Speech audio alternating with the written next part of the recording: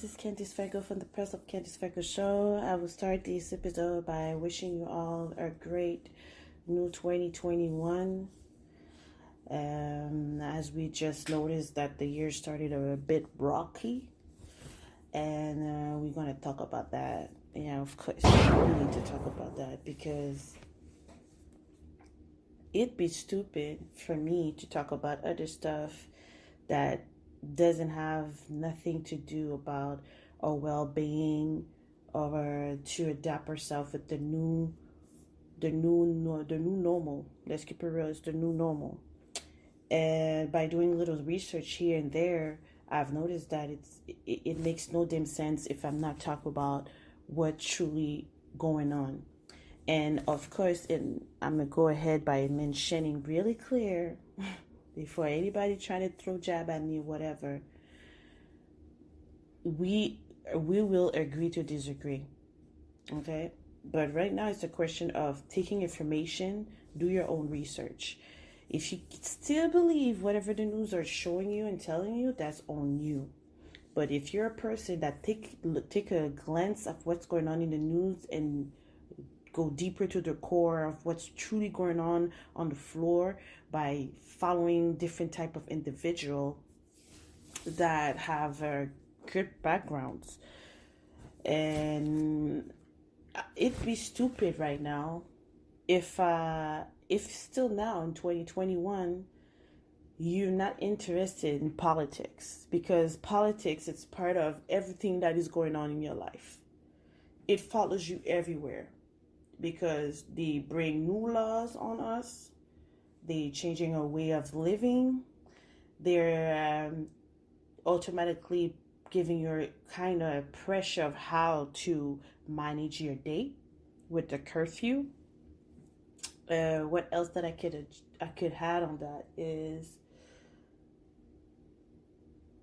we are not free, and we ain't going to be back to what we used to be, how we used to live in general. Because something that you didn't notice, or you knew but you didn't pay attention to it. You know, the election in the United States? Let's do a little history here for those that probably don't know nothing about politics.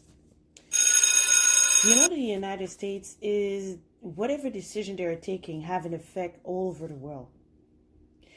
And the thing about Democrats and Republicans or whatever, the thing that you really need to understand about this, none of these two parties are better than the other one. None. When Mia was like approving the more having Trump to be again the president, to have a second term, the reason why I wanted that is for two specific reasons. The first reason is because he didn't want the vaccine to be mandatory, and he said it out loud multiple times. Okay? And the second part, it's us to still have a life like we used to have before that pandemic started to occur all over the world, March 13, 2020. The thing is, like, that's what I've been like trying to make some people around me to understand, that not agreeing with what I'm about to say is when Obama was the president, he signed something with China that Biden pushed him to do. Because let's keep it real, Barack Obama was the president, yes, but Biden was the vice president. And if you take a look of certain documentary talking about how the relationship was with the Biden and Barack, it's like Biden was taking all the damn decision and Barack was just going up front. So it wasn't really Biden that was the vice president. It's like Barack was just a puppet. Let's keep it real. But it was Biden that was telling him what to do, where to go, what and whatsoever. And that means that Biden was the president when Obama was so-called visibly upfront the president. So it means that whatever that started with Obama, Biden type of decisions or whatever, then we back at it after Trump was there for a term for 4 years. The reason why I want to talk about it is just to let you know, me personally, that is Democrat or Republican that win, that doesn't change anything about us black people. That's the thing that I've noticed. I took notes of a lot of constitution law, a lot of things that is different from states to states, and there's something that people seem not to get, and I'm gonna say people that doesn't have a knowledge of how how the politician world work. And I studied in English. I'm gonna go ahead in French. La politique a un impact sur notre façon de vivre, notre façon de faire, notre façon d'être, qu'on le veuille ou pas. Parce que on s'entend, le couvre-feu qui va commencer aujourd'hui, là, on est le 9 janvier 2021, à partir de 8 heures. Vous n'allez pas me dire que la politique n'a pas un impact sur votre façon de vivre, qu'il n'y a pas un impact sur la qualité de vie de vos enfants, sur l'avenir de vos enfants. Je ne sais pas pour vous, mais avez-vous vérifié comment que c'est rendu maintenant quand vous voulez vous inscrire à l'école ou vous voulez faire certaines choses? C'est rendu que qu'est-ce que tu avais l'habitude de payer pour avoir comme relevé de notes ou un document officiel ou quoi que ce soit, ben tu payes plus pour tout d'un coup en raison de la pandémie, par manque d'accessibilité, par plusieurs raisons multiples. Mais est-ce que vous êtes posé l'autre question? Pourquoi qu'ils ont automatiquement dit que les élèves ne vont pas être évalués pour leurs études? Je ne sais pas pour vous, mais moi, j'ai fait une petite enquête, tu sais. Je suis allée me renseigner, j'ai commencé à appeler à 2, 3 écoles, par-ci par-là, de différents niveaux, universitaires, collégiales, secondaires. Puis, je vous mentirai pas, la majorité, qu'est-ce qu'ils m'ont dit? Je vais aller dans deux volets. Je vais aller dans le premier volet, c'est qu'il y a des cours. S'ils n'ont pas un certain nombre d'élèves, ils ne peuvent pas entamer le programme. Parce qu'eux, ils sont subventionnés par le gouvernement. Fait qu'il faut qu'ils aient un nombre de participants, d'inscriptions valides pour pouvoir aller de l'avant. OK? Avec eux. Avec le programme. S'ils n'ont pas un nombre précis, ils ne peuvent pas entamer le programme. Donc, le cours est reporté. Il y a l'autre aspect au niveau secondaire, quoi que ce soit, ou collégial, tout dépendant du programme, pour pas qu'on commence à me dire je généralise. Moi, je vais avec certains programmes, donc en administration, en finance. C'est quoi l'autre niveau que j'ai vérifié? Administration, finance et en sciences humaines. Donc, en tout cas, un peu par-là. Puis, on m'a fait comprendre que si, exemple, tu as passé un cours, ça fait plusieurs années, ou que tu aurais eu l'obtention de ton diplôme, il y a probablement une mise à niveau qui va être en cours à cause de la COVID, à cause de la pandémie. Les choses ont changé. Donc, quand on dit les choses ont changé, ça veut dire que ton fameux diplôme que tu as eu, ça se pourrait que pour un emploi, on va te demander de faire une mise à niveau parce que apparemment, ils sont en train de tout restructurer, toutes les notes de cours, qu'est-ce qui est dans les programmes en tant que tel, les modules. Apparemment, dans le milieu financier, là, corrigez-moi pour ceux qui sont dans le domaine de la comptabilité, en finance ou autre, mais qui restent dans le domaine financier, c'est qu'il y aurait des nouvelles, en tout cas, surtout au niveau fiscal, ça c'est qu'est-ce qu'on m'a expliqué, c'est qu'il y aura une mise à niveau dans ce cours-là, dans ce programme-là, qu'il faudrait qu'on s'adapte parce qu'il y a des changements qui vont être en cours. Puis si vous regardez le premier, il y a beaucoup de cours collégiales qui ne commenceront pas avant le mois de mars.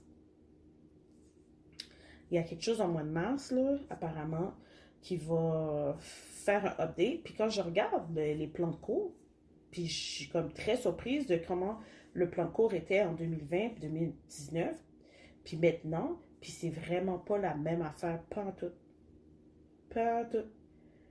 Puis ça porte à réflexion. Le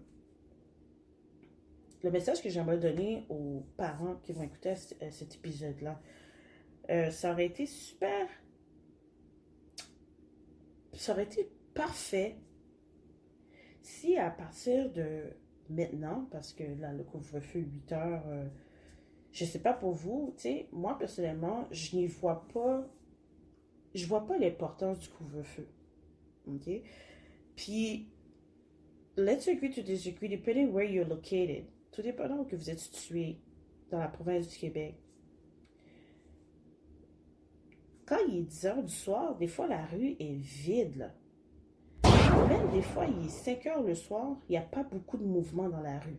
Pour ceux qui ont l'habitude de prendre des marches ou aller faire les courses après 6 heures, ben, vous remarquez que oui, il peut y avoir du monde au Costco, il peut y avoir du monde au Walmart, il peut y avoir du monde au Super C, au Maxi, ou n'importe quel magasin qui est encore ouvert, qui soit disant essentiel. Mais il n'y a pas beaucoup d'achalandage, plus que ça. Puis, l'affaire que je parlais sur le curfew puis le couvre-feu, moi, c'est quelque chose que j'ai analysé. Puis selon moi, si vous, personnellement, tu sais, ça dépend de votre routine, ça dépend de vos engagements, ça dépend de votre train de vie ou tout dépendant comment que vous structurez vos journées. Tu sais, pour ceux qui sont plus cartésiens, vous allez comme changer certaines choses dans votre horaire, dans votre manière de faire, de fonctionner, planifier certaines choses durant la journée. Puis, tu as aussi ceux qui sont comme à go with the flow. Donc, le go with the flow team, si tu avais l'habitude de faire tes marches entre 8 heures et 10 heures le soir, parce qu'on s'entend très bien. Les gens disent, ben là, tu peux prendre ta marche avant. OK, je vous donne un descriptif du lundi au vendredi là, pour certaines personnes, puis de la fin de semaine pour d'autres personnes. Il faut que vous voyez un peu l'optique. Tout dépendant de ton horaire durant la journée, si je prends le temps d'analyser, tu te réveilles, on va dire, entre 8 heures et 10 heures, tout dépendant de ton horaire de travail. Parce que maintenant, le télétravail, on s'entend, t'as plus vraiment besoin de rush, de te make-up, de te maquiller, je veux dire. T'as plus vraiment besoin de casser ta tête, mais que je te préparer ton lunch la veille ou le matin, faire ton déjeuner le matin. T'es à la maison, tu te sauves automatiquement 1 heure de sommeil, sans compter le trafic que tu prends plus. En passant, pour ceux qui ont l'habitude de prendre le trafic le matin, you know what I'm talking about, ain't that easy. Si tu commences à 9h30, ben, tu es supposé d'être sur la route plus tard, 7h50, 8h, 8h05, là. Tout dépendant de quelle autoroute que tu prends aussi, parce que les blocus étaient real. Maintenant, c'est un peu plus souple, parce qu'il y a beaucoup de télétravail. S'il y a des blocus sur la route, ben, c'est le ministère du Transport qui fait des réparations, des blocages, des fois. Vous pouvez le voir vous-même, ceux qui conduisent, là. Il y a eu souvent des blocus sur la 440, la 15, puis des fois, tu passais, puis tu te demandais qu'est-ce qui se passait, puis il n'y avait rien du tout qui se faisait, là. Ils ont juste bloqué la sortie, il n'y avait rien qui se passait, fait que là, tu faisais un détour, puis par curiosité, tu étais comme, pourquoi ils bloquent tout le temps ces secteurs-là? Puis c'est comme, quand tu passes, tu vois qu'il n'y a absolument rien qui se passe, absolument rien. Comme le trois quarts du temps, parce qu'il y a un quart, vraiment, ils refaisaient la route, ou ils arrangeaient de quoi, là, qu'on ne sait toujours pas c'était quoi, mais c'est comme,